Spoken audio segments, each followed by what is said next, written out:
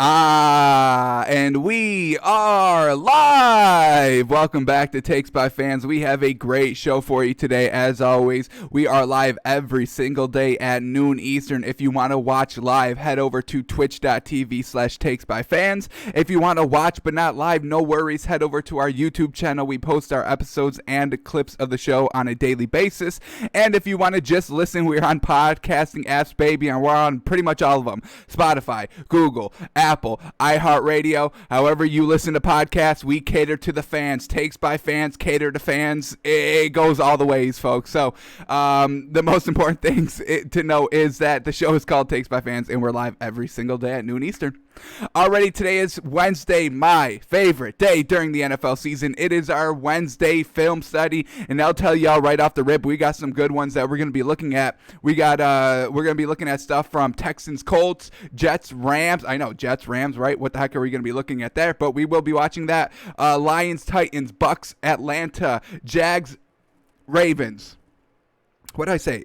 Jets, Rams, Jags, Ravens, Patriots, Dolphins, Bears, Vikings, Seattle, Washington, Eagles, Cardinals, and Dallas and the 49ers. We'll be looking at, a drive, a narrative, just watching some clips, just so we can keep tabs on some players, watch some narratives that have been developing.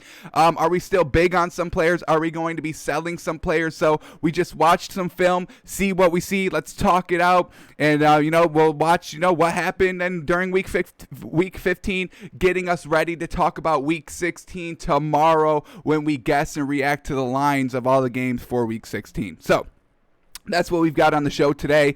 So without further ado, let's just jump right into it. We got a couple of stories we got to cover, and we also will cover the NBA games from yesterday very quickly. So here we go. Lions, they could be without several coaches versus the Bucks this week due to COVID-19 high-risk close contacts.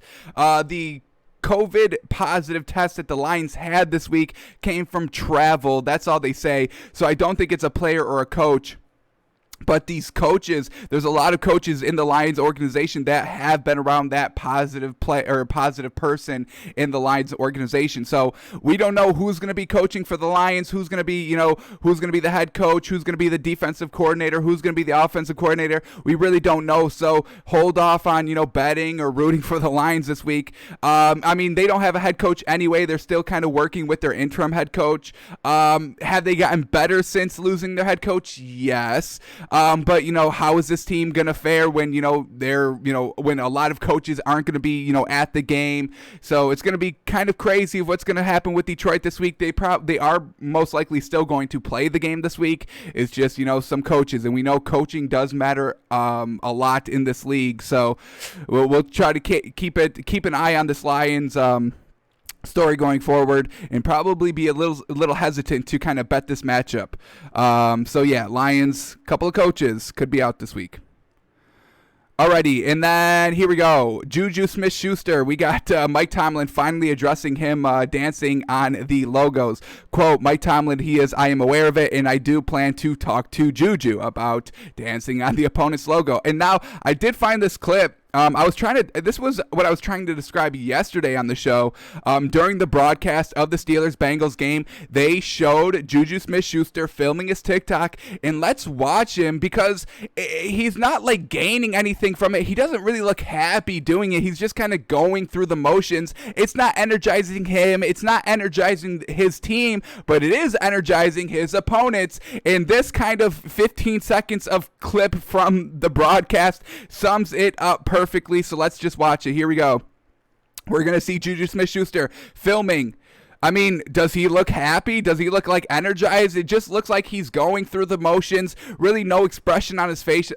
I know he has the mask on, so it is a little hard. So he's done with the dance, and then, nobody's around him when he's dancing. The Steelers aren't kind of like egging him on or getting kind of any energy out of it. But then we get this clip of Juju Smith-Schuster getting absolutely lit up here. He fumbles the ball. This is what dancing on the logo does. It energizes the defense, and your team gets nothing out of it. And that's what the defense players like. Don't you ever dare disrespect our logo like that.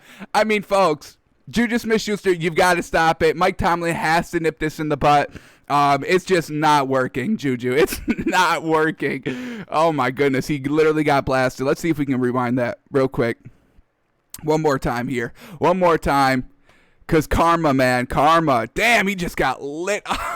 He for like 5 yards backwards, fumbled the ball, and then, just on the sideline, don't you ever disrespect us like that again, or we're coming for you again. Cannot be dancing on the logo. People, that's what teams fight over. It's the logo. That's why they wear the jerseys with their colors, with their logo on it. We represent this. This is what we represent. Don't disrespect it. Come on. Come on. All right, and then the final story, probably the best news maybe of the season. 49ers are signing quarterback Josh Rosen off the Bucs practice squad. This is absolutely fantastic for the Niners. Jimmy Garoppolo seems he can't stay healthy, and the 49ers are always looking for that backup quarterback, and Nick Mullins is not getting it done, folks. This man is not looking good at all. Yes, he's throwing touchdowns, and maybe the games are a little competitive, but he blows them, and he gets his team down early because of all those interceptions and turnovers that he has, and he's doing it on a consistent basis. It's not like, he threw a lot of interceptions his first kind of couple of games. He's still doing it. The Cowboys really only won that game because Nick Mullins turned the ball over like 3 times himself, 2 times early in the first quarter, giving the Cowboys a huge 14-0 lead. And then, at the end of the game as well, when he made it close, when Nick Mullins kind of brought the 49ers back a little bit, made it a tie game, but then he still was turning the ball over, so he's not cleaning it up. Josh Rosen, now Josh Rosen good? Folks, we can say no. He was a number 1 overall pick, and he's been on like 4 different teams, really never even starting. And he's on the Bucs practice squad. He's on a practice squad. Teams usually hold like 2 or 3 quarterbacks on the active roster, and Josh Rosen is on the practice squad. So we can assume he's not that good, but to learn under Kyle Shanahan and be a backup, absolutely. He was a former number 1 overall pick, so he's got some talent, and I definitely think Kyle Shanahan, he's a great coach, and he can definitely, kind of tutor Josh Rosen, get this man elevated up to play, because you really can't do any worse than Nick Mullins. Josh Rosen, his story is just so awful to hear. A number 1 overall pick that got cut year 1 and hasn't played since then. The Cardinals did the ultimate disrespect, and I'm cool with disrespect. I don't mind disrespect, but it is disrespect drafting him first overall, and then the next season drafting another quarterback first overall because Josh Rosen wasn't getting it done and you didn't believe in the man, and he's gone from team to team since then. So he finally lands at the 49ers. Perfect spot for this man. 49ers, Jimmy Garoppolo can't stay healthy. Josh Rosen, hopefully he can, hopefully he learned something from Tom Brady with his time in Tampa Bay, and hopefully he can, Kyle Shanahan can kind of just shape him into, final form quarterback. So love that Josh Rosen's getting another chance. Think he can thrive at the 49ers organization, and they can definitely use the backup quarterback. So I think it works perfectly. All right, let's go to the NBA. We had opening night on the NBA yesterday. We had 2 picks. We had the Nets -7.5. They absolutely blow out the Warriors. We all expected that, folks. This Warriors team is not good, unfortunately. Yes, Steph Curry is good. We all know this. But, who else do they have? Draymond Green's not playing. Yes, they have Andrew Wiggins, but this man wasn't, anything big to begin with. That's why he was traded in the first place, because he wasn't panning out. They got some rookies in their starting lineup. Really not going to fare too well. Rookies barely make an impact in the NBA. There's barely any big talents, like a LeBron James or a Steph Curry that can literally just come out of the draft, come out of college and make an impact year 1 on the league. Probably the closest thing to making a direct impact was like Zion Williamson last year, and he couldn't even stay healthy. So rookies really cannot make an impact in the NBA. And just look at this lineup, folks. Andrew Wiggins, Eric Paschall, James Wiseman, Kelly Oubre, he's pretty good. Steph Curry, that's your starting lineup, and you think that's going to beat Kyrie Irving and Kevin Durant? No. So Steph Curry got it done. He put up 20 points. James Wiseman had a pretty good game. That's what, he's a rookie, so he did actually pretty good. 19 points. How many rebounds this man get? 5 rebounds, so not bad for his first action against a star-studded Kyrie Irving, Kevin Durant team. Kevin Durant's looking fantastic off that surgery. No worries with him. He had 22 points. Kyrie Irving had 26 points. So it's all working. And Karis LeVert off the bench with 20 huge points. This team is deep now, folks. This team is deep. I mean, look at this starting lineup. Joe Harris, Kevin Durant, DeAndre Jordan, Spencer Dinwiddie, and Kyrie Irving. And then you got Jarrett Allen off the bench and Karis LeVert. I mean, and then you've got all these names here. And this team is very deep. They're pretty much going to win the East. I mean, the Heat maybe be able to challenge them, but I mean, Kevin Durant's looking, healthy and back to his classic form. That's hard to stop. When Kevin Durant is full 100% healthy, he's the best player in the league, folks. He's better than LeBron James. It's crazy to say, but right now, Kevin Durant, when healthy, he's better than LeBron James. He's the best. He's one of the best scorers of all time. He's one of the best shooters of all time when he's 100% healthy, and it's dangerous, folks. So this game went exactly how we thought it would. Blow out by the Nets. We took a -7.5. We hit that. And then the second game that was on yesterday, Clippers-Lakers, and oh my goodness, Clippers getting revenge. They had all kind of 150-something days between last season and this season.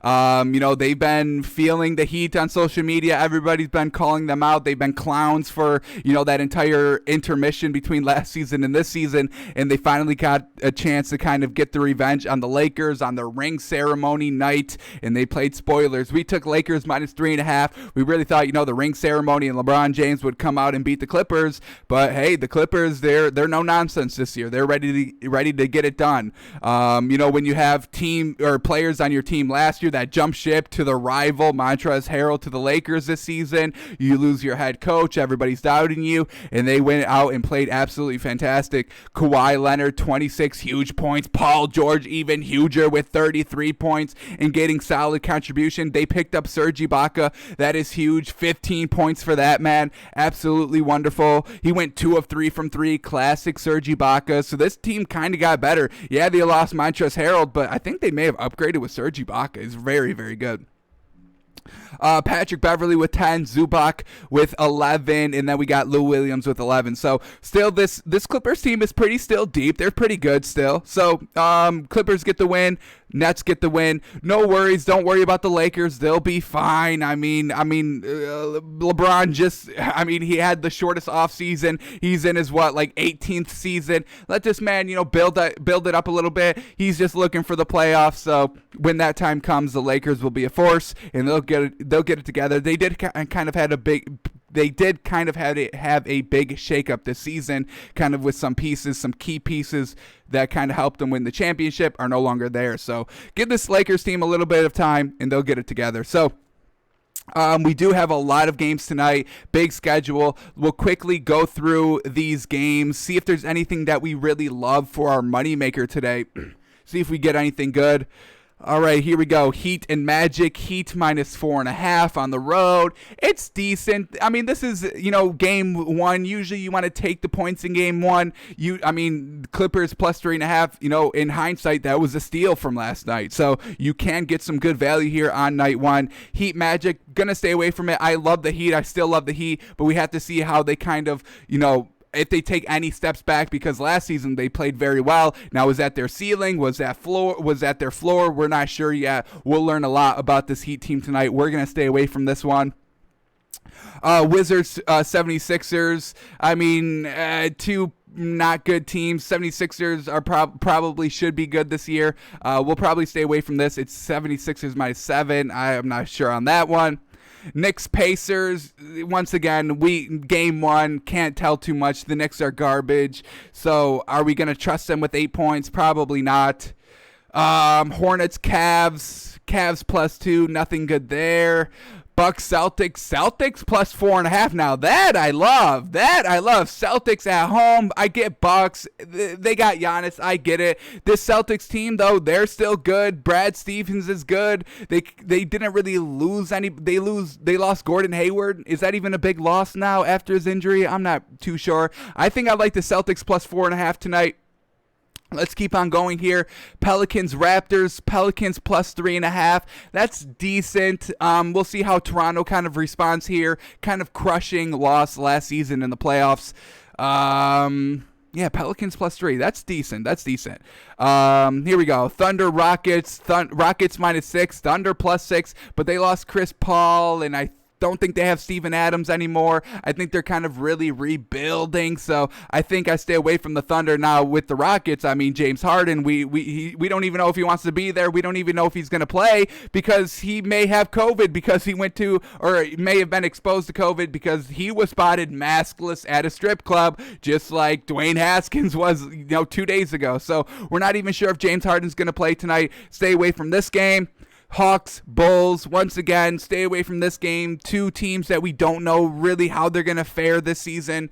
Pistons, Wolves, nothing great there. Maybe Pistons. I think I made like Pistons +6 here. Blake Griffin, D. Rose. I think I get behind Pistons +6. We'll like this too.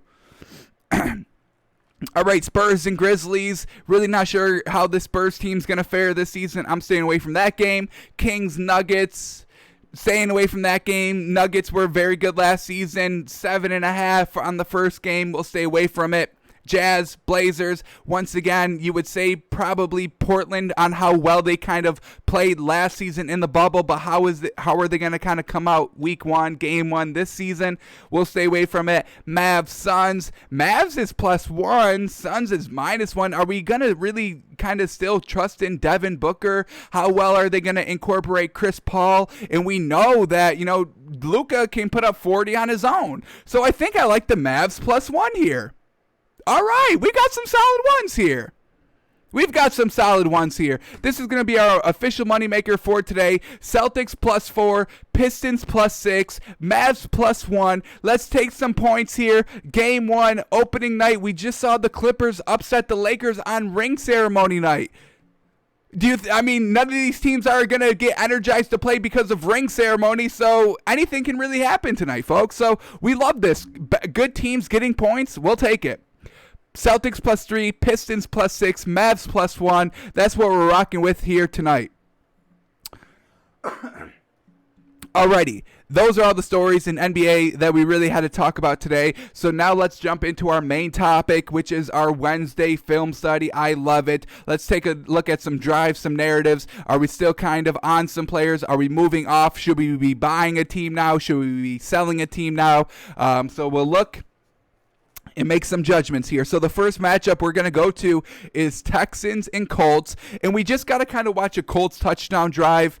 We got to kind of see what this Colts team is all about. We are big on them, and we haven't really showed them during our show. We love this running game, and hopefully we can see something. So let's take this Colts drive. Texans just tied it up 20-20. Colts, Texans, the game was close 2 weeks ago. The game was close this week. So let's see Phillip Rivers, this Colts offense, drive down for a game-clenching touchdown drive. So we'll cue it up. 7 minutes, 25 seconds left in the fourth quarter, and we'll watch this Colts team go to work. Hopefully, we can kind of see this running game that we've been kind of bragging about this week that we really love. Jonathan Taylor, Nyheim Hines doing very, very good things out here, and Phillip Rivers just kind of playing game manager for once in his career. Kind of crazy. He's usually, the gunslinger. He's usually the one that's been having to go out here and lead his team to victories, not game in, game out for the past, 13 seasons. But this season, he's just playing game manager, and I absolutely love it. He's not turning the ball over, and he's looking very good. So here we go, queued up. First play, and he tries to squeeze it into a tight window, and this is what I'm saying about Phillip Rivers. Sometimes these decisions, because this looked like it could have been easily picked off. We'll get another good angle here. That's a tight throw, batted down. Tight throw, and this is what I'm talking about. Phillip Rivers, he makes these throws sometimes in the wrong situations. If you would have just turned it over right here, the Colts are going to lose this game 100%. So this is why we're not 100% buying into the Colts. We just put them kind of low in our power rankings this week. We're going to take it week by week with them because of Phillip Rivers then. And we just saw right here on the first throw, folks. Come on.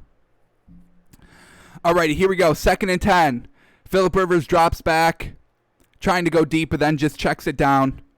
And now they're going to be brought up with a 3rd and short. And let's see who they go here with. Let's see who they trust. This is big telling. Who does the coaches trust on 3rd and short, 3rd and 1, 3rd and 2? Do they trust, Phillip Rivers, just to make the quick sling pass, or do they trust the running back in the line to pick up 2 yards? So we'll see a lot here of who this Colts team trusts. Tie 2020, 7 minutes left, 3rd and 2 on your own, 20-something yard line, maybe 29. We'll see. They're right at the 34 yard line. So here we go. 3rd and 2, single backfield. Phillip Rivers drops back, and they trust him just to dink it off to his tight end. So very well done, and the Texans don't even defend it.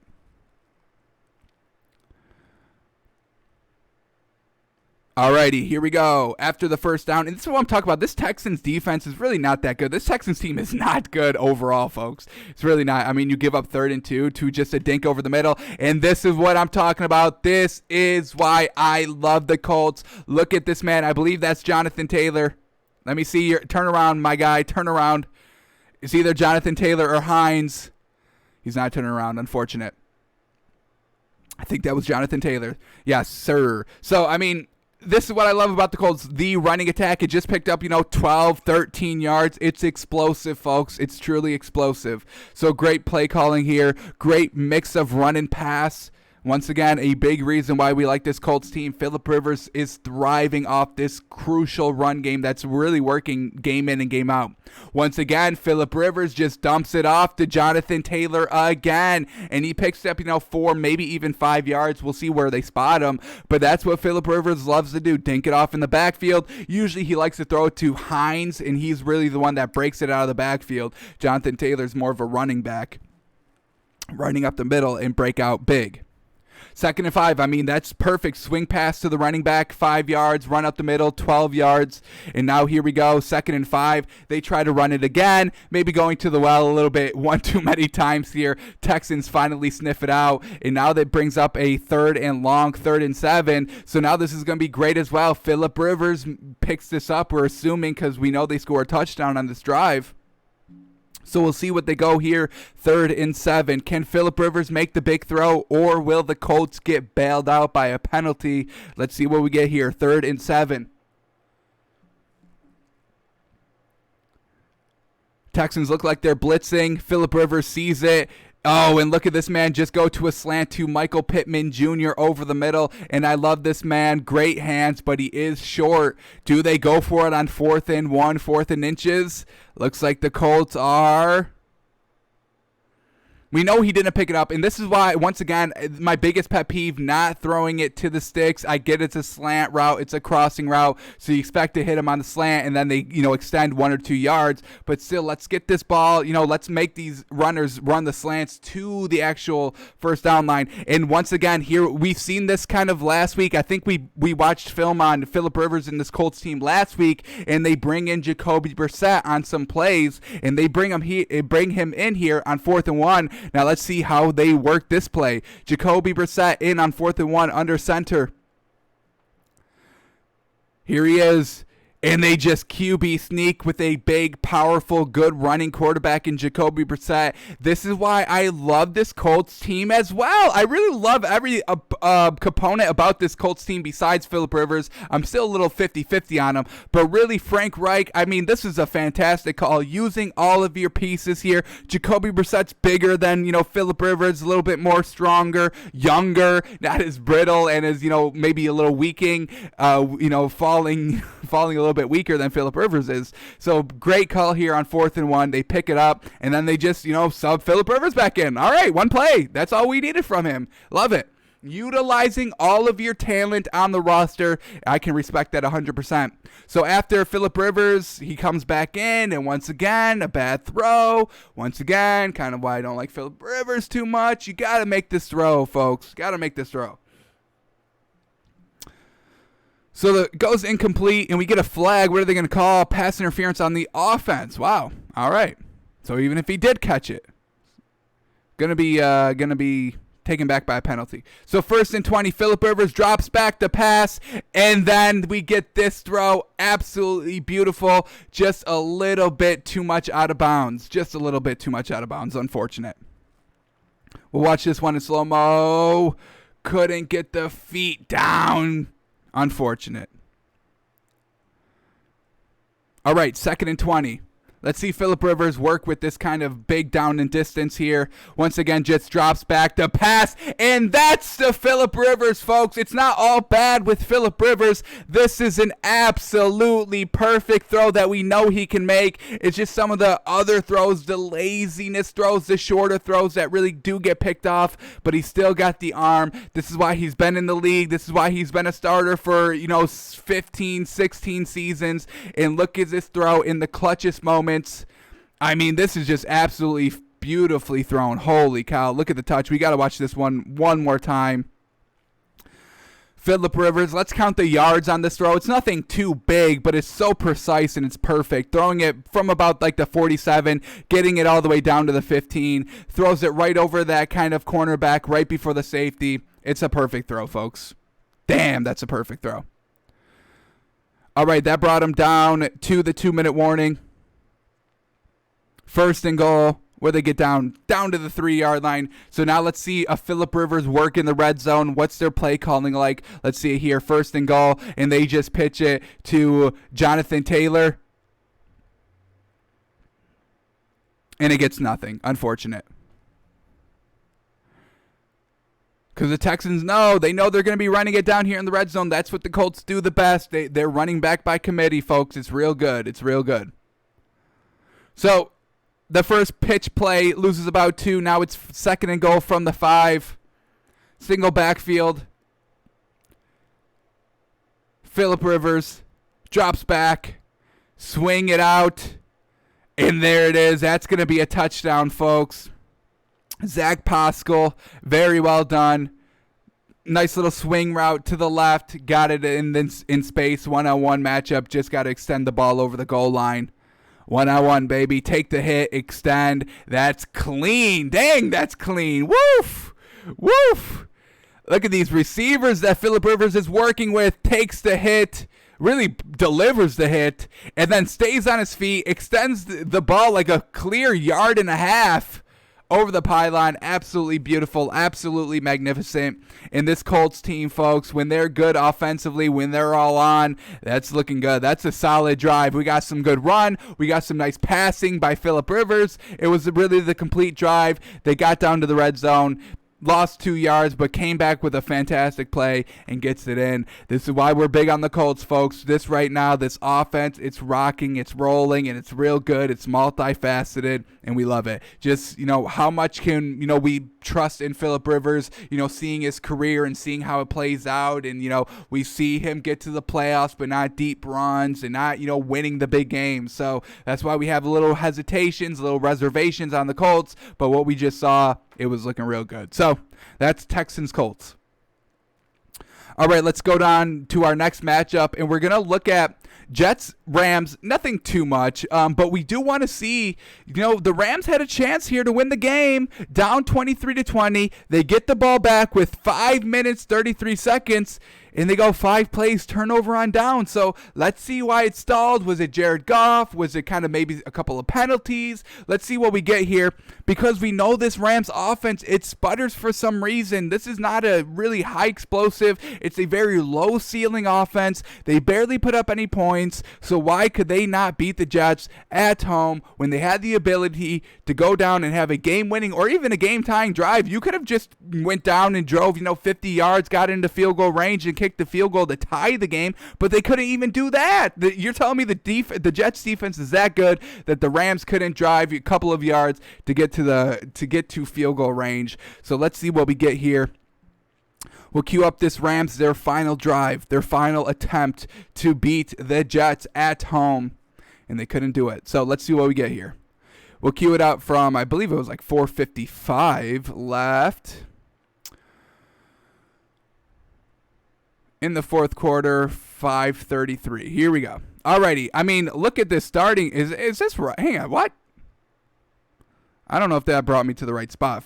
Yeah, they started at the Jets' 43-yard line. Are you kidding me? They have this great field position. Let's go back to this last play. How the heck did they get this great field position? I need to know. And they couldn't even make it work? They couldn't even make it work?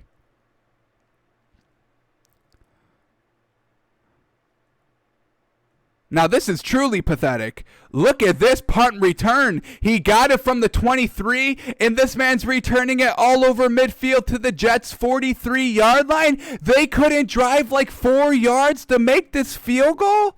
Oh, my goodness. This makes it even worse, folks. This makes it even worse. Holy cow, what a return.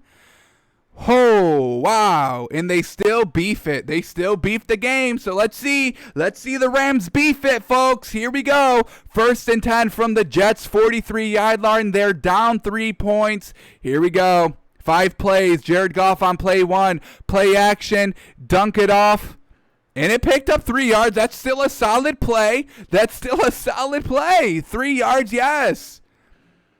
Dang. 4 yards. They credit the man 4 yards. Here we go. Second and 6 from the Jets' 39-yard line. Play number 2. Hand it off. Oh, my goodness. This has got to get called back, right?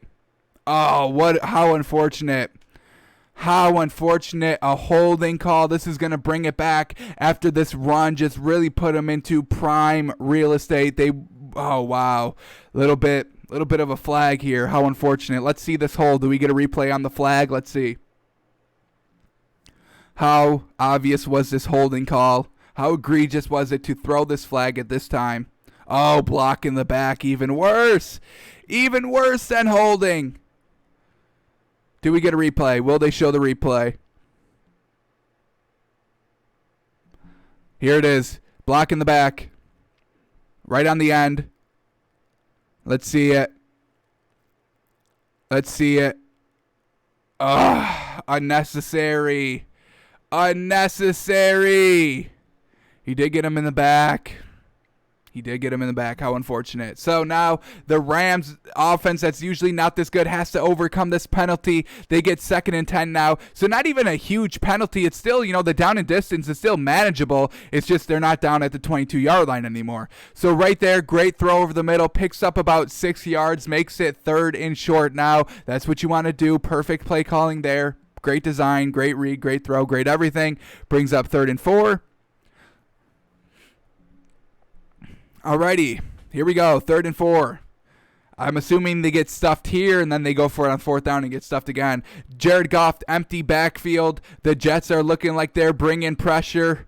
Jared Goff, they pick it up perfectly, and they try this deep shot. Not a good throw. Let's take this one in the coach's film, folks, because this man's taking a shot on 3rd and 4. Pick up the 1st down, but maybe nothing was open, so we'll take a look at the coach's film. We'll see all the routes. Did Jared Goff make the best throw here on 3rd and 4 when you know you're pretty much not going to get the ball back anymore? So here we go. We'll put it in slow motion. We'll follow these routes. He's trying to hit this guy.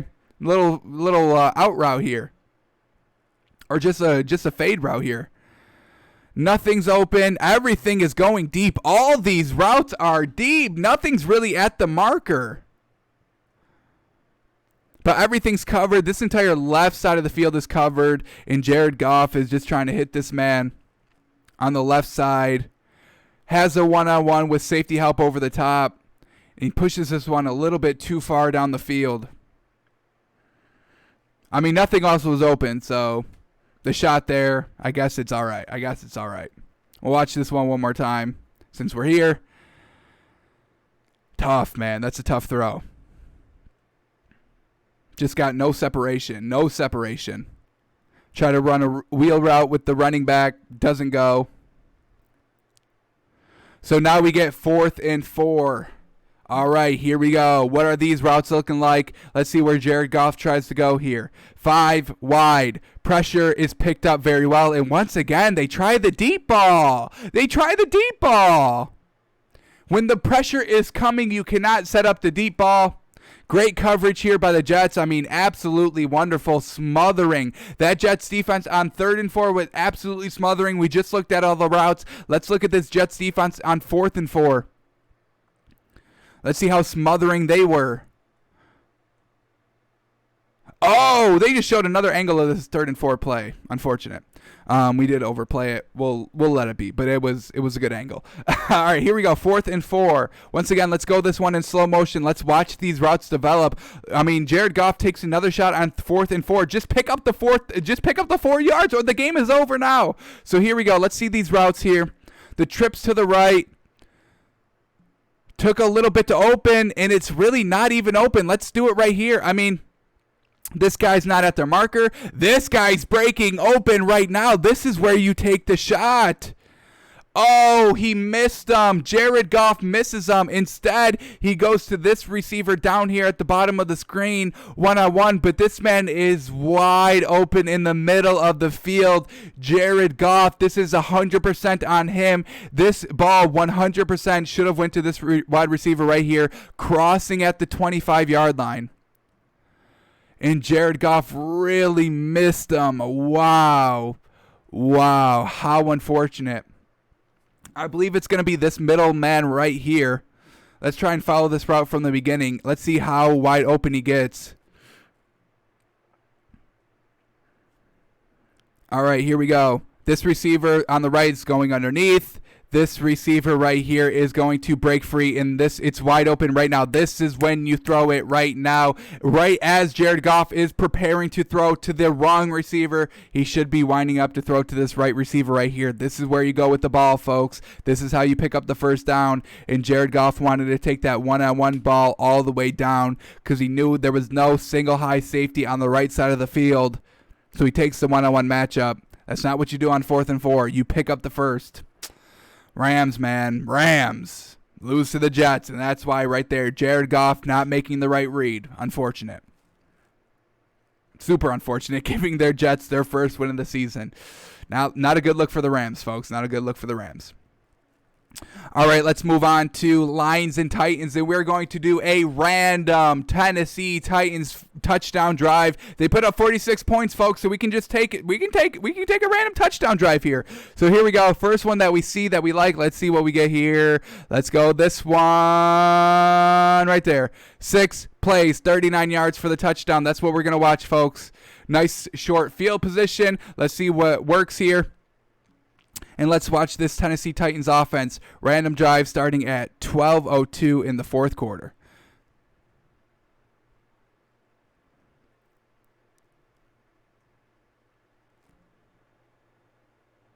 Here we go. Great field position. Holy cow. They're going to run it on first down. Nothing. That's not Derrick Henry. That's why I didn't go for, 20 yards. All right, first down run picks up 3. Second down pass. Ryan Tannehill running out to the right, folks. Oh, my goodness. And these receivers, very well done. Tiptoeing the line, picks up an extra, 3 yards. And I think they picked up the first down because of it. Ryan Tannehill on the rollout. He's as good as Russell Wilson, folks. We just saw right there. He's so accurate. He's poised. He reads all the options. He makes the right decisions every time. And that goes for the first down. Now we're going to get a false start on Tennessee. Back them up 5. 1st and 15 now.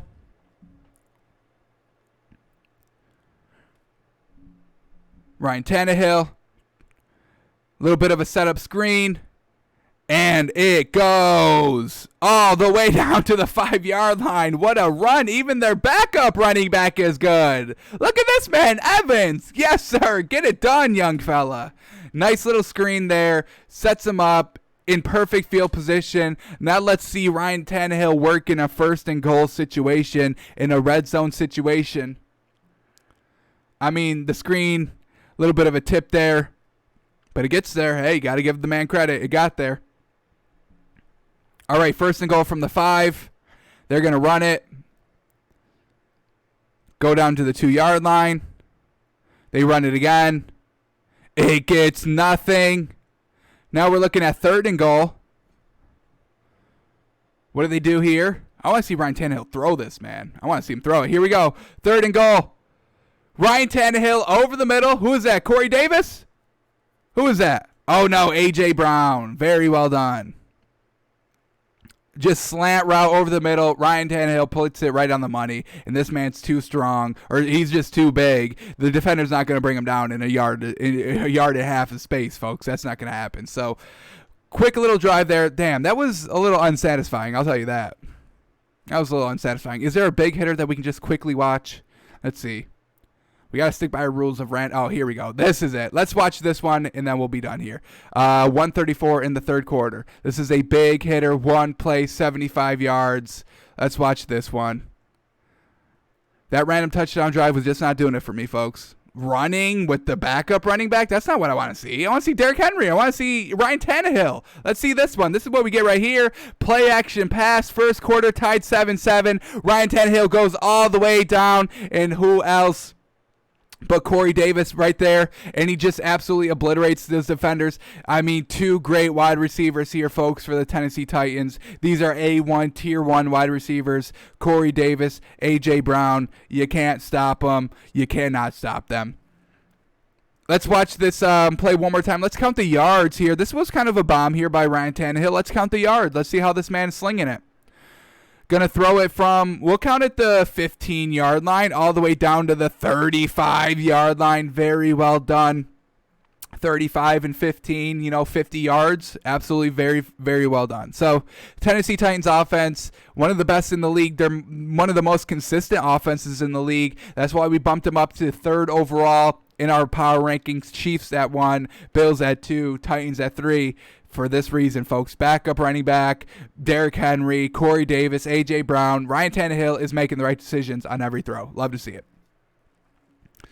Alrighty, let's move on. Quickly done there. All right, here we go. Bucks in Atlanta, and what we're going to look at on are Atlanta's last two drives. Yes, Atlanta had the lead, 17-0. Yes, they squander it, but they still have time left here to go down and score a touchdown to win this game.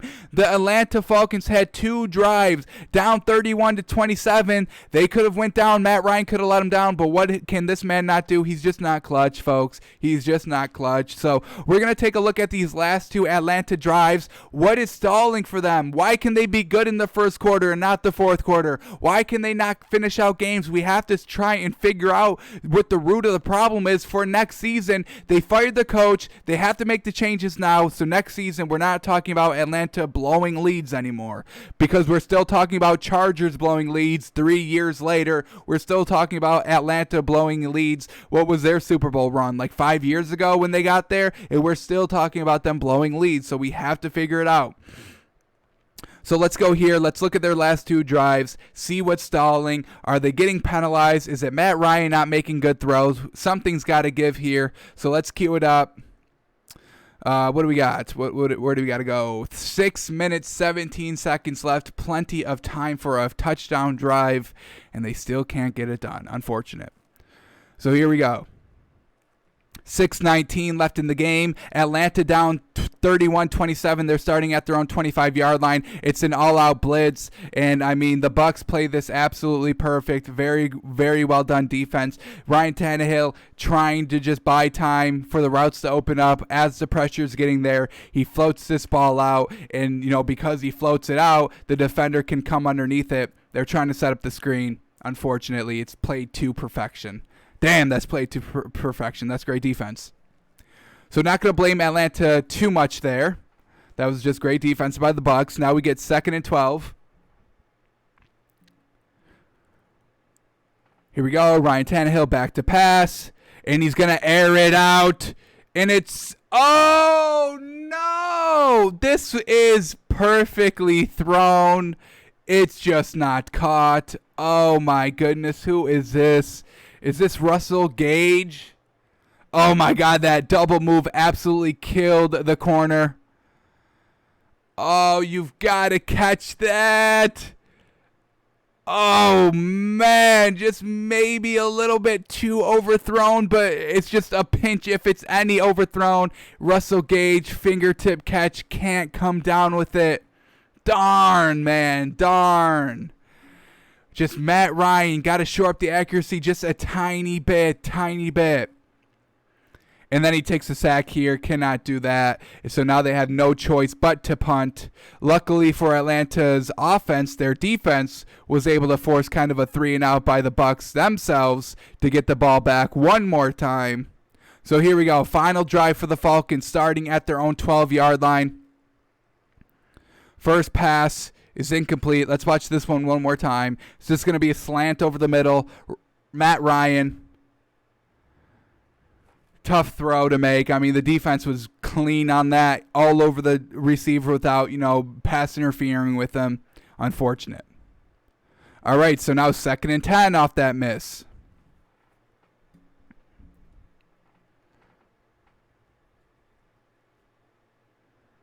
Matt Ryan trying to escape the pressure, and then he just goes down. I mean, cannot take a sack, and this is the second time we've seen him take a sack in not good territory, or not just good awareness of the play clock, of the down and distance and all of that. You can't go down here. You cannot make it like 3rd and 15, 3rd and 17.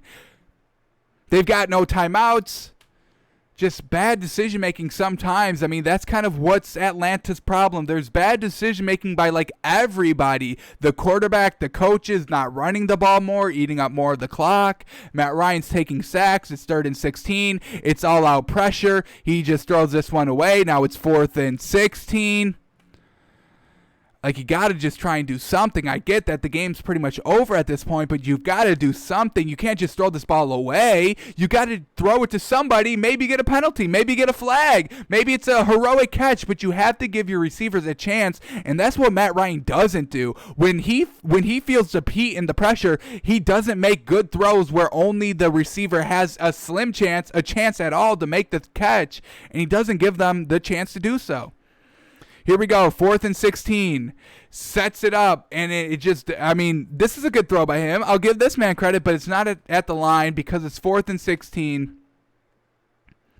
If they pick up, if Ryan Tannehill delivered an accurate ball on 3rd and 16 and it picked up, maybe 1 or even 2 yards, now we're looking at 3rd and 14, that picks it up, or 4th and 14, and that picks it up because it just felt like 2 yards short. Just fell 2 yards short, so... Once again, Atlanta flounders. Atlanta blows a lead, and you can't trust them. And I don't want to hear, they didn't have Julio Jones this game. They play better without Julio Jones anyway. So I don't want to hear that excuse. Something's got to give here in Atlanta, and I think it's just got to be a clean break, kind of like Carson Wentz with the Eagles. Clean break. It's better for the organization. It's better for the player, and it's better for Matt Ryan to go, and it's better for Atlanta to let him go. It's unfortunate. Let this man try to, set up shop somewhere else, but it's not working in Atlanta. He's had his chances, multiple chances, second chances, third chances, Super Bowl chances. He blows them all. It's unfortunate. Alrighty, let's move on to our next one, and we're going to go Jags-Ravens. And the Ravens put up 40 points, so we're going to do a random touchdown drive by the Ravens. But, little stipulation here, we're going to do a random Lamar Jackson passing touchdown drive. The man passed 243 yards, 3 touchdowns. We don't see that too much, so we got to watch it when we see it, and we saw it here. So let's do a random touchdown drive. Any touchdown drive that we see, we got to make sure it's a touchdown by passing. Here it is, Lamar Jackson pass short to Dez Bryant this is perfect. Dez Bryant touchdown? Absolutely. Perfect one right here. Second quarter, 3:16. We'll watch this drive, and we'll watch Lamar Jackson cap off this drive with a passing touchdown. Cannot wait. Ooh, this one's going to be good. What was the time on this one? I forgot. 3:16 in the second quarter. Here we go. Let's cue this play up.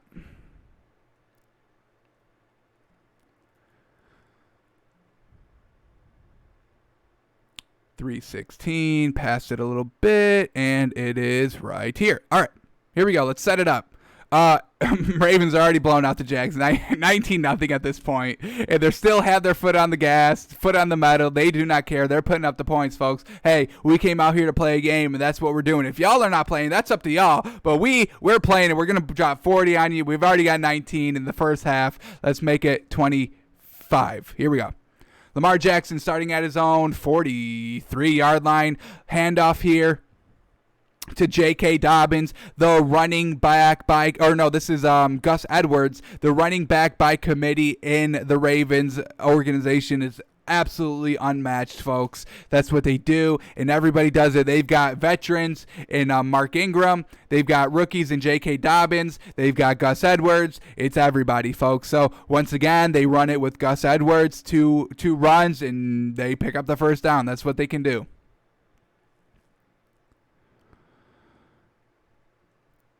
All right, they're going to just bring it down to the 2-minute warning. Here we go. Gus Edwards off to the left, and it picks up 4 yards. We'll watch it one more time. I mean, the read option, Lamar Jackson could have kept it. That's what this Ravens offense is. It's read option. It's right at the line of scrimmage. But it works. It works, as we saw. I mean, he dropped 40 on this Jags defense. So this offense is deadly when it's working to perfection, and it's working to perfection here. Fumble the snap, Lamar Jackson, and he's still able to get it off and make something out of nothing, and this something is absolutely perfect. It's like 20 yards on a blunder play, and it goes to J.K. Dobbins. This is the rookie running back for the Ravens. So even when Lamar Jackson, fumbles the snap, and, it takes a couple of seconds, he still makes the right read, dumps it off, and it goes for about 20 yards. It's so explosive, like the Chiefs' offense. Even mistakes, they're able to make these mistakes and still have positive plays out of these mistakes. This is what we're talking about when we're talking about athletes. These are athletes on the Chiefs organization and on the Ravens organization. Here we go, Lamar Jackson, the pump fake, and then he comes right back to it. Hollywood Brown.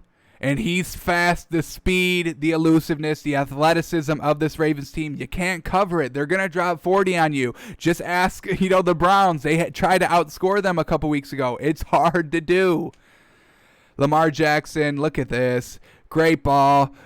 Pushing him forward. Once again, we put a huge presence on accuracy, and that doesn't go for 11 yards if Lamar Jackson doesn't place the ball exactly where he did, throwing it out in front. So Hollywood Brown has momentum catching the ball to propel him forward even more. It's great quarterback play, folks.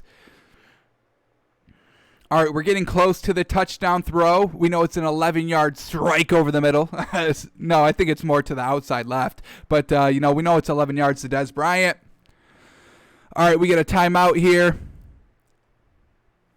All righty, 2nd and 10. Here we go. Lamar Jackson in the backfield. What should he do this time? And just, throw it out. Throw it out. Who's that? This time, Gus Edwards out of the backfield. He catches it, goes for 3 yards. Now we get 3rd down and 8. Is this the touchdown throw? Let's see it. Let's see it, Lamar Jackson. Let's see it, Dez Bryant. Here we go. This is it. They're on the 11. This is going to be it, folks. 4 wide, or 5 wide, actually. No running back. This is going to be a pass 100%. And Lamar Jackson, look at all this time. Look at the pocket. He wants to run, but he sees Dez Bryant wide open, and he delivers an absolute strike. Dez Bryant coming right back to the ball. Lamar Jackson running to the left. It's wide open, pitch and catch. And then we get the X by Dez Bryant. You love to see it. This man hasn't played in, 5-7 years, or 2017, I think was the last time. So, a long time he hasn't, caught. Here it is. First receiving touchdown since 12/10/2017, 1,106 days, and the man is back at it, folks. You love to see it. Here we go. We're going to just watch Dez Bryant's route here. Let's watch this man work. How well is this route? We know, Lamar Jackson bought a little bit of time. I mean, he was, solid 3-4 seconds. Dez Bryant says, I'm open now. Now he's like, oh, I got to work for my quarterback now. My quarterback's escaping pressure. I got to work back to him. And he does it to perfection. Very, very well done. Dez Bryant, welcome back to the league. Ravens offense, you can't stop it, folks. It's too good. It's too good, folks. It's too good, this Ravens offense. Alrighty, here we go. Let's move on to, what do we got here? We're going to go Patriots, Dolphins, and we're going to just kind of key in this Dolphins defense. We say this is the best defense in the league, folks, so let's watch it. We're going to watch the bend and not break. The longest drive that the Patriots had this game was 13 plays. The second longest drive that this Patriots team had was 8. Had a couple of 8 drives. had a 9-play drive, but let's take a look at this 13-play drive. All their drives ended in field goals if they got into field goal range. No touchdowns allowed. Very well done by the Dolphins defense. So let's watch this 13-play drive. Let's watch the bend and not break of the Dolphins defense. Let's watch them step up. And, the Patriots, yeah, they get a field goal, but that's all they get. Not 7. Dolphins come back. They put up 7 points. No worries. So let's watch this field goal drive and appreciate some Dolphins defense here. All right, so let's cue this one up. It starts exactly at the second quarter because Tua ended up throwing an interception right before that. So unfortunate. This is why you let the play clock go down. You do not force a play. You do not force a play right before halftime or right before the change of quarters because something bad happens, and the Dolphins learned it the hard way. Brian Flores learned it the hard way. So here we go. Patriots on first down. They run the ball. Here it is. This is going to be the Tua interception. We'll watch it. He gets pressured. He kind of just forces this ball. This is kind of a predetermined read. He feels the pressure, so he just lets it go. And it's just not very well thrown. Defense absolutely played perfect on it, and they pick him off. So now, here we go. A huge run by the Patriots. They gave up. The Dolphins gave up what? Defense gave up like 11 yards there, 10, 11 yards. So they give up the first down.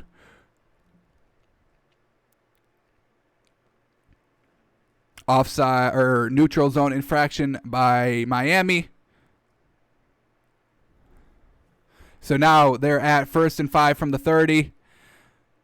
This is what I'm talking about, folks. The Dolphins defense does not allow anything dink and dunk. They're going to sniff it out right here. They know that this Patriots offense can't do anything, and I love this, the attackness that this defense has. You see a lot of defenses, they just try and just keep the man in front of you and wait till backup. But, when you do that, you do that because you're not sure of your own abilities to tackle. You don't want to get juked. But the Dolphins, they've got sound tackling. They come up, they make the tackle. They don't just sit around and wait for you to pick up the first down and wait for the cavalry to come and help out the tackle. They make individual tackles. Love to see it. Brings up 2nd and 2. Here we go. Cam Newton run up the middle. And once again, the Dolphins defense bends a little bit. They got a penalty, made it 1st and 5, give up another first down, new set of downs for the Patriots. This is why you want a good defense, folks. Not making any points easy, making them earn all their points. And when you go longer drives, when you force, 13 plays, 15 plays, 17 play drives, there's more chances for a fumble, an interception, a miscue, setting, your offense up for great territory. So this is why you want good defense. This is why you want bend and not break defense. We'll allow you 7. We'll come back, make it 3rd and 3. We'll come back. Yeah, you may get the first down, but we're still going to press you. We're still making you earn every single yard and every single point. So, this is great defense we're watching, folks. And they get the turnovers to go with it. They really do fill every category of what a great defense is. Pass over the middle, 2nd and 2, they pick it up. Once again, bending a little bit. As long as you don't break, as long as you don't give up that big play, that big explosive play, you should be good all game. Once again here, a little bit of, just wide open. They're playing zone, takes the free shot over the middle, short over the middle, picks up about 7. The Patriots are now driving. You could consider this driving for the Patriots now. Cam Newton in the backfield. Couldn't bring him down. He picks up the first. Cam Newton's going to try and go big. Perfect, 100%. Everything that we just said is validified right now, valid because here it is. Cam Newton, this should have been 100% picked off, forcing a lot of drives, forcing a lot of plays. Here it is. This is it. This is what you set up. This is the bend but don't break fence kind of, these are the plays. You bend, you bend, you bend, you're not breaking, and then you have your chance to force the turnover. Let's watch it here. It literally just goes through this man's hands. fantastic defense, just kind of, playing around. Oh, it's pass. Let me drop into zone. It goes right through his hands, folks. It goes right through his hands. That's a pick. That's a surefire pick. Unfortunately, it's not. And the defense has to go back out there. But that's why you bend and not break. And that's why you force long drives, because you'll get your opportunity at some point. I think that was the 9th play of the drive. Once again, they go under. Now we're bringing up third and 4. A flag on the defense. Killer again. More bending. I mean, as we saw, this drive for the Patriots started at, I think at like the 7, maybe 5-7 yard line, and they've brought it all the way over midfield in Dolphins territory, and the Dolphins are still not giving up. They're still not breaking. They're still making you earn. Yeah, you may get 3 now, but you're going to earn all 3 of those points, and we're definitely not letting you get 7 here.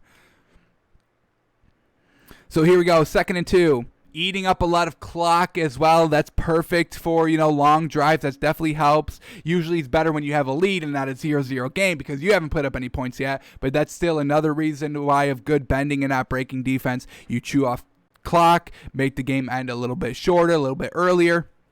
And now this is fantastic here. Look at this. 2nd and 2, the Patriots think that they can just come pick this up, no problem, pick up the first, but the Dolphins defense sniffs it out. It makes 2nd and 2, 3rd and 3, or even 3rd and 4. We'll see what the official spot is. 3rd and 3. So now here it is. This is the money down right here. Get off the field, force that field goal, end the drive right now. This is where you officially stop the bending. And here we see. Let's see what we get here. Here we go, 3rd and 3. The Dolphins bring pressure. Cam Newton tries to find his one-on-one matchup. And with these Dolphins corners, don't try one-on-ones, because you're not going to do it, especially with these receivers of the Patriots. Look at this. I mean, look at that. The man can't even catch a ball. Come on. These Patriots receivers are not good, folks. A little bit too much inside. So very good defense. Brings up 4th and 3. They're actually going to go for this. Let's see. Do they go for it on 4th and 3?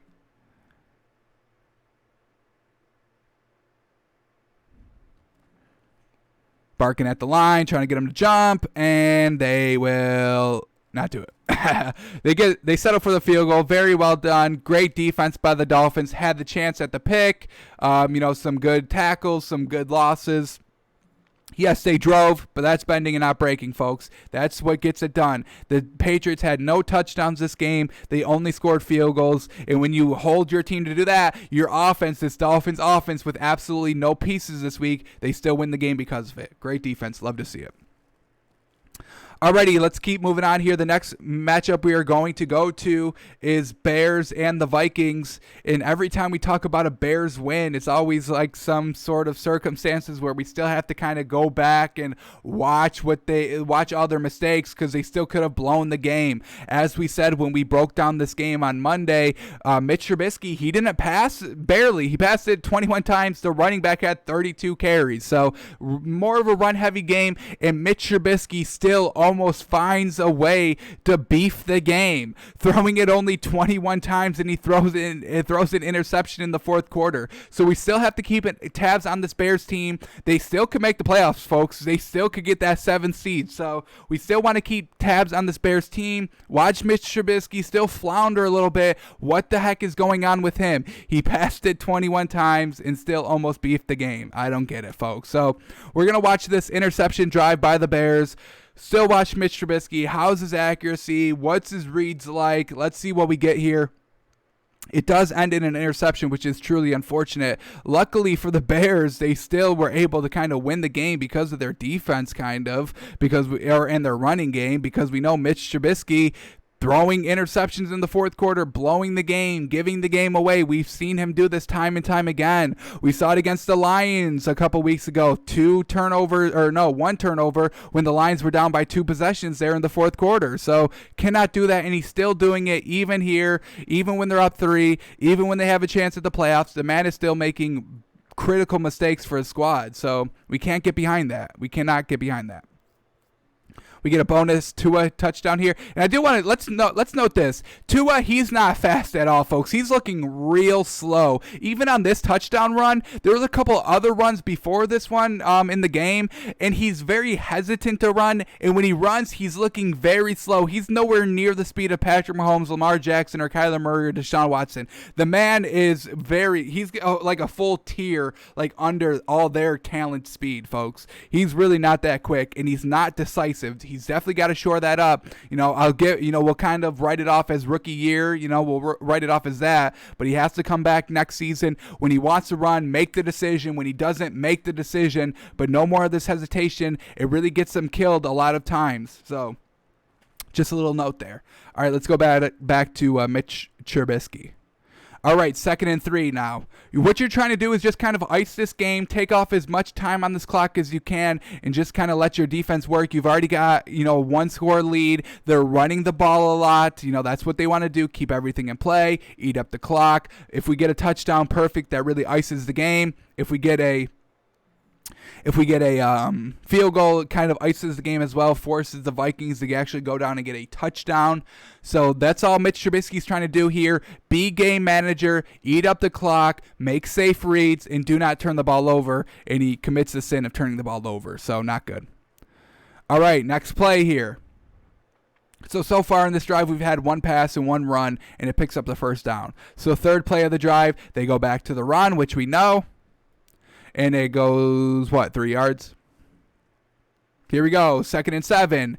All right, play action pass here. Mitch Trubisky fires it over the middle, and it's an absolutely beautiful ball. Goes to Allen Robinson, and very well done, Mitch Trubisky. Very well done. Over the middle, one-on-one, placed it right on the money, in stride, getting those yards after the catch. And Allen Robinson, we all know this is the leading receiver for the Bears. Mitch Trubisky, oh my God, do you see how perfectly this ball is thrown, folks? This is a beautiful angle to watch it from. It's literally right on the money. Accuracy, folks. It's everything, and it's right there. That's 100% accurate. That's what perfect accuracy looks like. It's perfect. In stride, on the money, in the hands, semi out in front. It's beautiful. That's beautiful. Mitch Trubisky, do that to every pass. I don't think I've seen him make a better pass than that one. That's the best pass I've ever seen Mitch Trubisky make. Holy cow. All right, here we go. But in the red zone, he throws a pick in the red zone. I don't want to see this as if this is true. We'll end it right now on the high note. I don't want to see Mitch Trubisky throw an interception in the freaking 10-yard line. Oh, gosh. Oh, gosh. Oh, gosh. Beautiful run play. Sets it up on 2nd and 1. They go back to the run, and it picks up the first down. This man's going to throw an interception on 1st and goal. Are you kidding me? I cannot watch this, folks. We've got to abort this tape right now. After all that praise I just gave Mitch Trubisky on that perfect pass, this is what he's going to do. I may have been able to forgive it if it was on his own 25-yard line, on his own 30. But in the red zone at the 8, at the 6, is that at the 7? They run it down to the 6.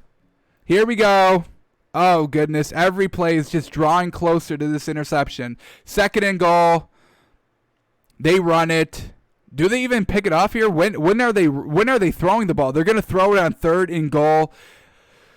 I don't want to see this. Here we go. 3rd and goal from the 6. 6.5, 7, call it. Mitch Trubisky, end zone pick. Holy cow. This man's got to go. I don't care that they won. Matt Nagy's like, I literally only asked this man to throw it 21 times this game, and he's still throwing interceptions. That's what Mike Zimmer did for Kirk Cousins after the bye. Limited his throws, ran the ball a lot more to cut down on these interceptions. Matt Nagy tries it here, but still, Mitch Trubisky still finds a way to fit an interception in on only 21 throws at the worst time, giving this Vikings team another chance to win this game. This is awful. Throw this ball away. Take the field goal. There's nothing open. Oh my gosh. Very well done by the Vikings defense. You want to talk about bending, not breaking. This is it.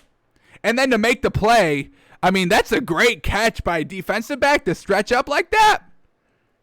That's fantastic by the defense, but this is the worst thing I've ever seen Mitch Trubisky do. And this man's been in the league for, 3 seasons already? Is this his 4th year? It is his contract year. Holy cow. Oh, my goodness. I cannot believe it. There it is. That's Mitch Trubisky, folks. If you want to sum up this man's career in one drive, this is the drive you show them. Run heavy drive, ice out the game drive, ice out the game drive, and he still throws the pick. I don't know what y'all want. You got to get rid of him. You can't keep him anymore. You can't keep this man no more. I don't care that they won the game. They should have lost. This really is going to kill him. If you give any competent team a second chance to win like this, they're going to take it. Chiefs, Ravens, Titans, Colts will even take the chance and win the game. Seattle, Eagles, Cardinals, Dallas would even win this game. Dallas would win this game. That's not good. Oh, my goodness. I could watch this. All right. What I want to do now, let's take this play and watch it in the coach's film. Does he throw the ball late? Was there anything open? Because it will be even worse if there was something like wide open. This is the second down, so we got to kind of fast forward through this play. All right, so now we get the 3rd and 6. We'll see if anything's open here. Let's see. Let's see if we see anything open. Let's put this in slow-mo. All right. 5 wide, excuse me.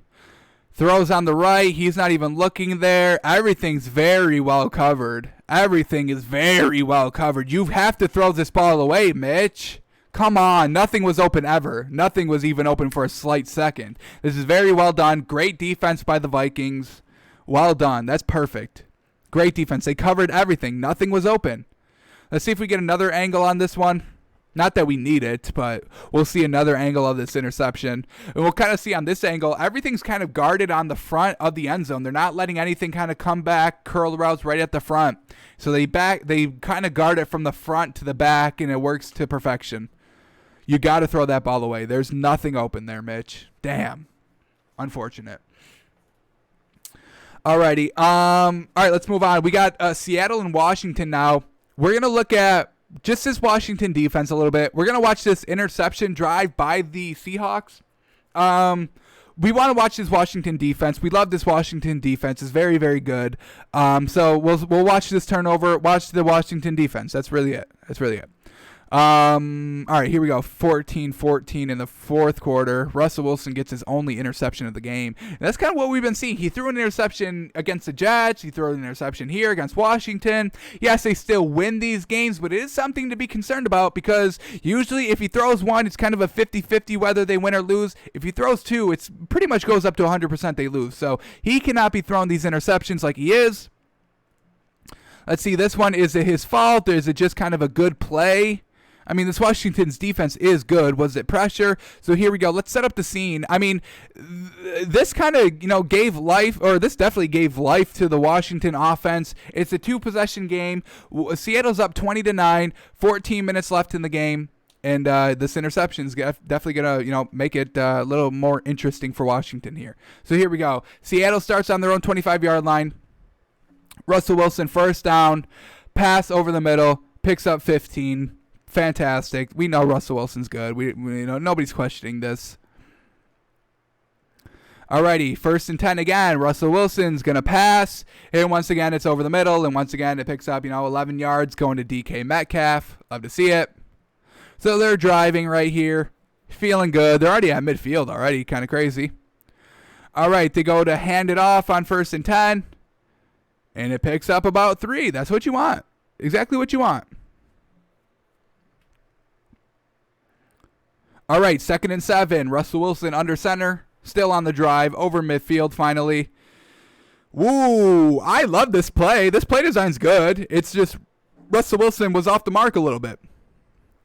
Great kind of a one-step. Everything's flowing right. You pop it. flip it back to the left, and he just throws it a little bit too much inside. Luckily, DK Metcalf was able to get a hand on it to kind of, deflect the ball, so it kind of falls harmlessly. I don't think it would have been picked, but it would have had an opportunity to get picked if DK Metcalf didn't get a hand on it. So now we get 3rd and 7. Here we go.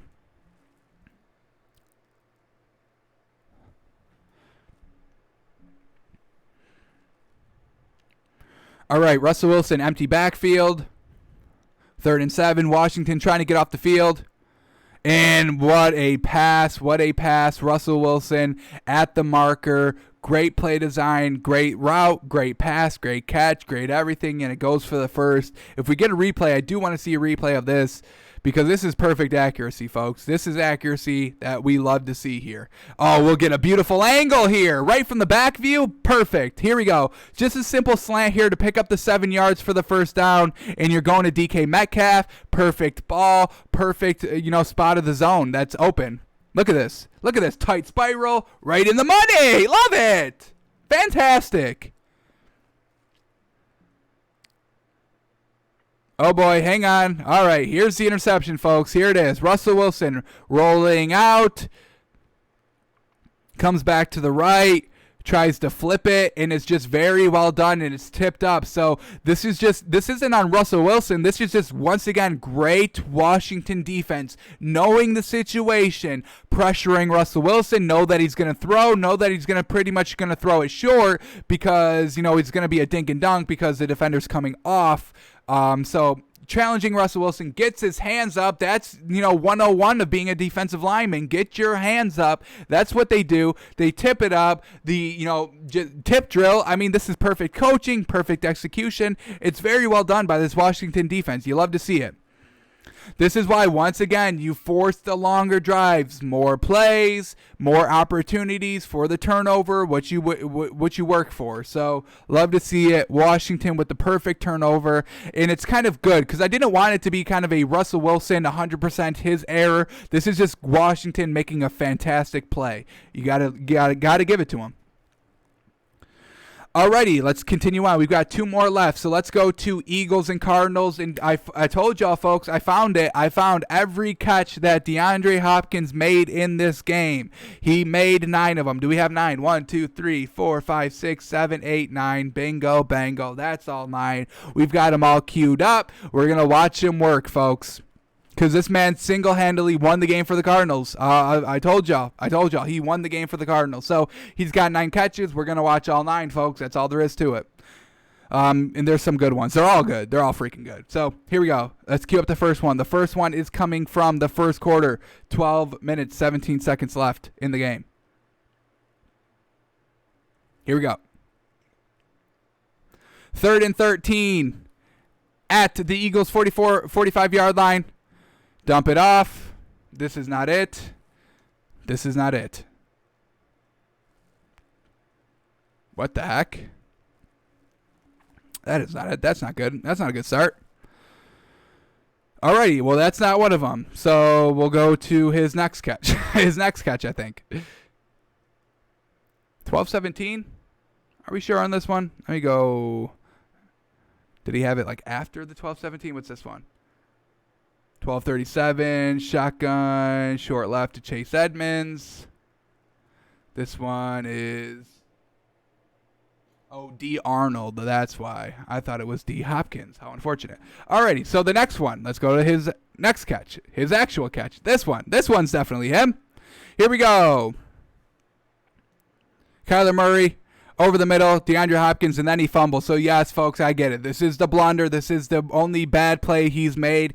People have made bad plays in this game. Jalen Hurts taking the safety. DeAndre Hopkins fumbling here. Kyler Murray, the interceptions in the third quarter.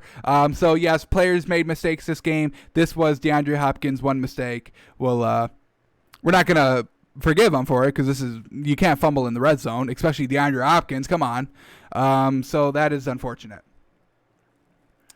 All right, here we go. Let's go to his next catch at 6:43. Here we go. All right, his next catch. Here we go. Cardinals up 2-0. As I said, Jalen Hurts takes the safety. DeAndre Hopkins still counts as a catch. And do they get the 15 yards? They do get the 15 yards. So, yes, it didn't pick up anything, but he gets the late hit out of bounds. Give DeAndre Hopkins 15 more yards. Alrighty, let's go to his next catch, coming at 14:01 in the second quarter. Alrighty, Cardinals up 16-7 at this point. At their own 25-yard line, 1st and 10. Kyler Murray goes all the way deep in the middle of the field. And, folks, this is double coverage. And this is DeAndre Hopkins just going up and getting it. I mean, this is probably the best catch he's made all game, folks. This is incredible. Watch this. Watch it, folks. There he is, running. Breaks outside, but then comes back inside, and just look at him high point the ball. The safety's coming over to try and break it up. He can't get it. He kind of knocks into DeAndre Hopkins, but the hands are too strong. He literally caught this with his hands and held on to it the entire time. Didn't protect it against his body. These are just strong, grown man hands that DeAndre Hopkins has. Very well done. Alrighty, his next catch. Coming at 9:38 in the second quarter. An Eagles defender gets injured. That's how well this man caught the ball. He couldn't even believe it. He's like, hang on, I got to go down. He caught that. All right, so 9:38. This one, they get a penalty on that play. So here we go. 1st and 15 off the 5-yard penalty. DeAndre Hopkins over the middle of the field. Trying to reach for the first down. Let's see where they spot it. Right at the line. We'll see if they officially give it to him. They do. So very well done. DeAndre Hopkins picking up first downs. Love to see it. All right, let's go to his last catch in the first half, coming at 19 seconds left in the first half. Here we go. Cardinals up 26-20 at this point. Fires to DeAndre Hopkins, gets out of bounds over midfield. Now having, the opportunity to possibly kick a game or, field goal to go into halftime. We know that they don't, but, they could have had a chance. Good catch there by DeAndre Hopkins. All right, his next catch. Let's keep it moving on. Coming in the third quarter, 55 seconds left. So not a lot of action in the third quarter, but we get this play right here. They're at their own 25, start of the drive, 1st and 10, little wide receiver screen, and it picks up 8 yards. Very well done. It's tied 26-26. He did not fumble. He's all good there. So, nice little drive starter on, tie game 26-26. And let's go to the fourth quarter. This is where he's really going to solidify the game here, folks. All right, his next catch is coming at 9:35. Here we go. Nope, that's the penalty, and this is the catch. Every time the Cardinals get a penalty, he comes back and gets a catch. So here we go.